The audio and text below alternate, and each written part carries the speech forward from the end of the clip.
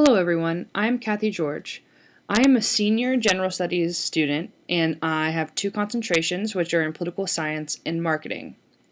I will be graduating this coming August, which is very exciting. I'm sure many of you are as well. I have chosen the topic on the influence of religious beliefs on public opinion and public policy.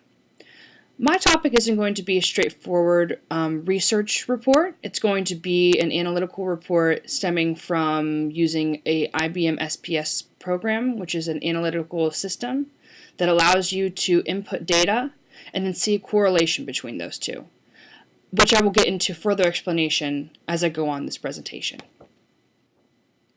I chose this topic because I have a deep understanding and a large interest in the impact of public opinion on American politics. Politics is a passion of mine, and it stems from a deep interest in political thought.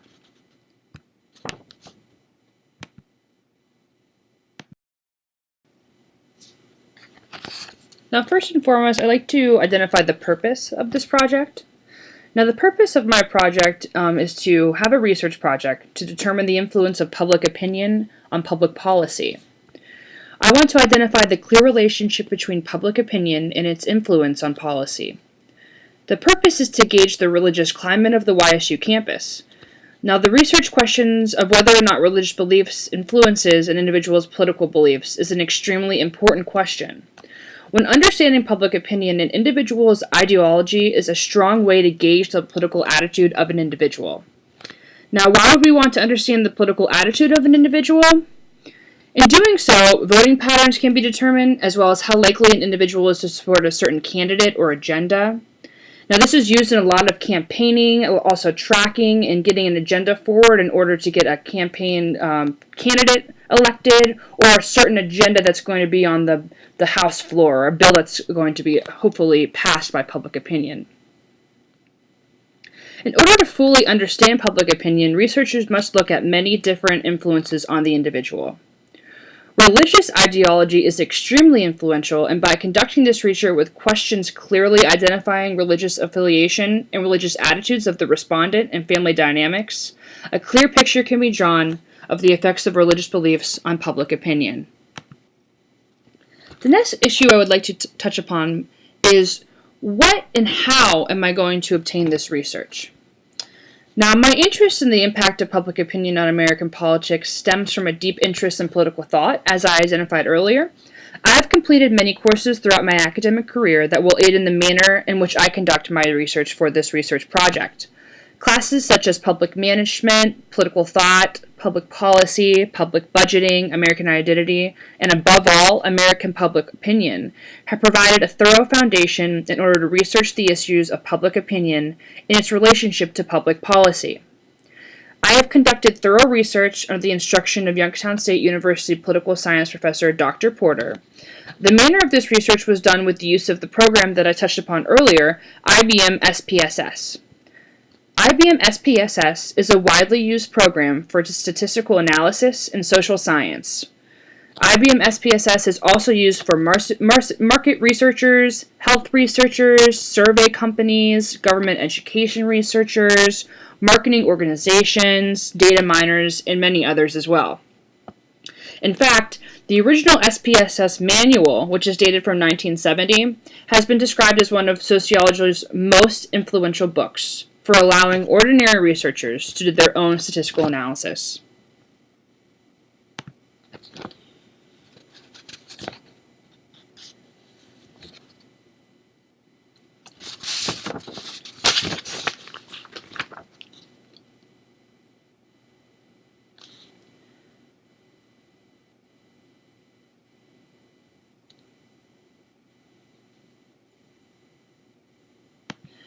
I will be using one clear theory of public opinion, and this clear theory of public opinion is called the consistency model. Now, I'm using the consistency model because a consistency model allows a relationship between policy and opinion to be tracked. Now, understanding how public policy has changed to align itself with public opinion is important not only with policymakers, but also for the respondents that I have polled. Now, here's an example. Identifying the relationship between public opinion and the support of gay marriage now has changed. An overwhelmingly majority of the respondents polled in support of gay marriage. Now, I want to compare and contrast the correlation between what religious ideologies these individuals were, or how. The next step for me to identify and show all of you how I can really acquire this information and use IBM SPSS to get the statistical data is by going over the questionnaire that I'm going to be using and have distributed already. Now, my individual questionnaire deals with the questions on the subject of religion. As I said before, it's because I want to gauge the religious climate of the YSU campus. I really want to provide a shot of the religious climate of YSU, as well as the political climate based on age, sex, and political ideology.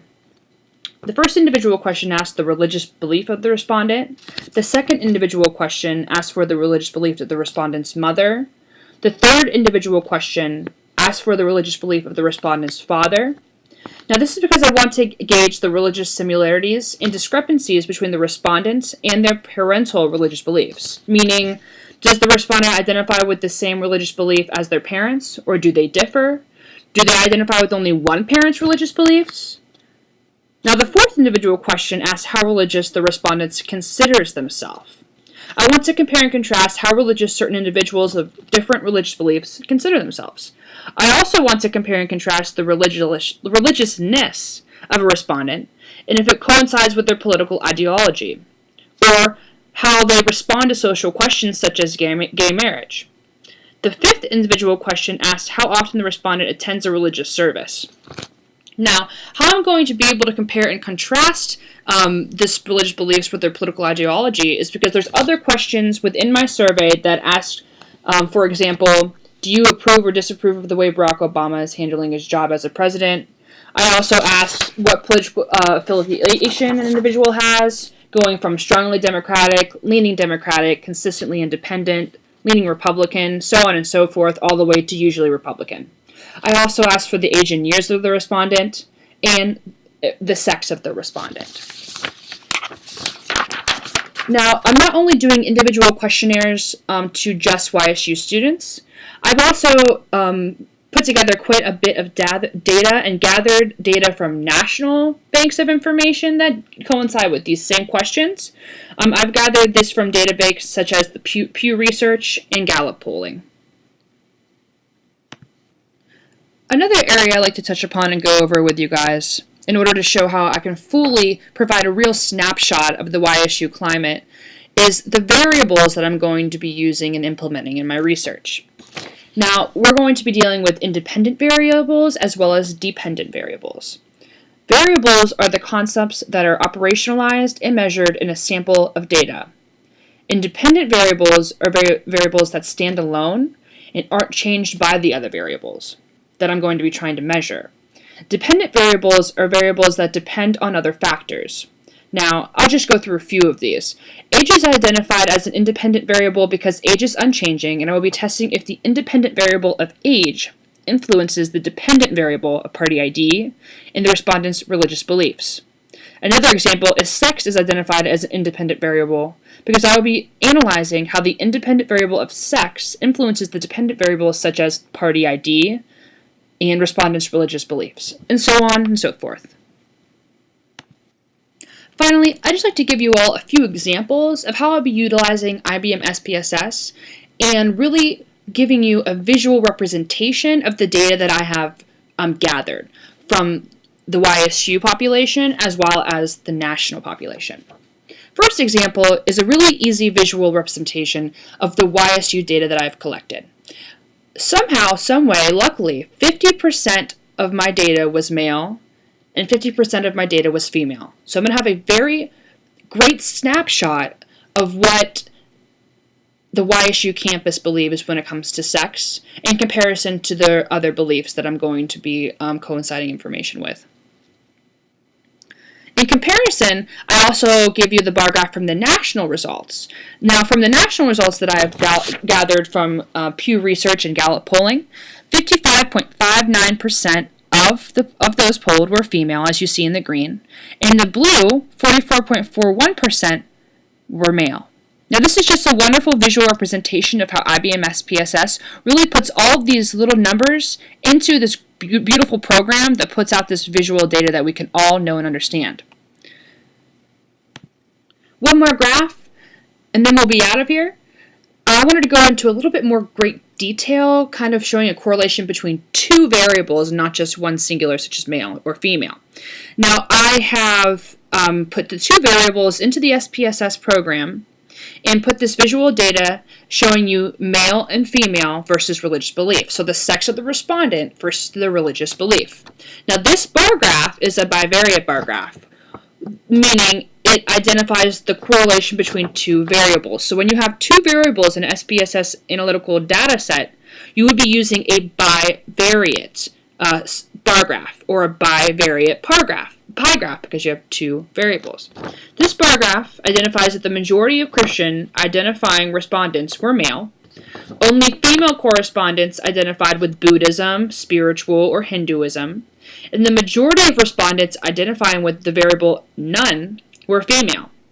Also, more female than male identify as agnostic. This bar graph illustrates my hypothesis that there is a clear correlation between sex and religious belief.